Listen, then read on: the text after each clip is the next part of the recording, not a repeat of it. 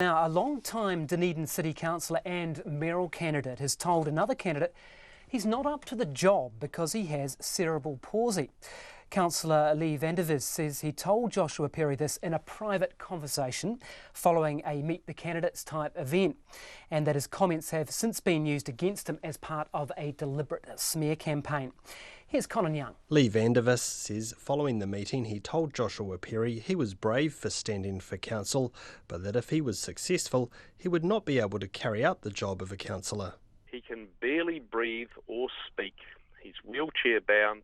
To be able to make any speech, he has someone hold a microphone for him, someone hold the paper in front of him and point to the words he has to say.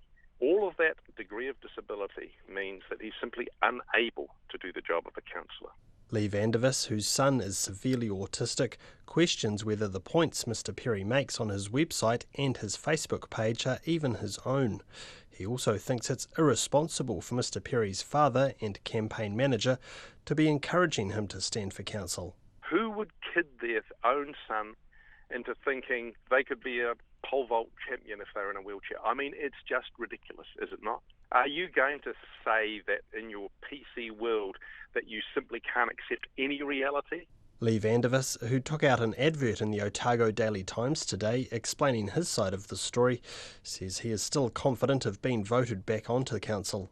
But he says the smear campaign that has been launched against him because of the comments he made to Mr Perry could cost him the mayoralty. My sympathy for Josh, going up to him at the end of the meeting as he sat there all alone in his wheelchair and having a very empathic discussion with him, and the way that that has been distorted and smeared is, quite frankly, catastrophic. Joshua Perry is 24, has completed a diploma of marketing at Otago Polytechnic and works 20 hours a week as a marketing coordinator for an anti-violence group. He's standing so that disability issues such as bad street and public transport design are given more prominence around the council table. I would like to see by the next election to disabled people standing in every part of New Zealand. I think it's important that we encourage people with all diverse backgrounds to stand. Mr Perry says the material on his Facebook page and website is all his own. He says Mr Vandervis's comments have only made him more determined.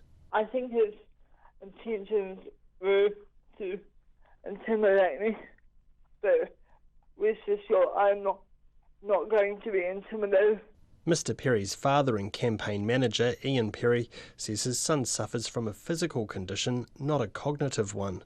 He says Mr Vandervis is taking a deficit approach to what he is capable of. We have spent our lives fighting against those very attitudes, and we've really tried to encourage Joshua to take the bull by the horns and pursue his own dreams.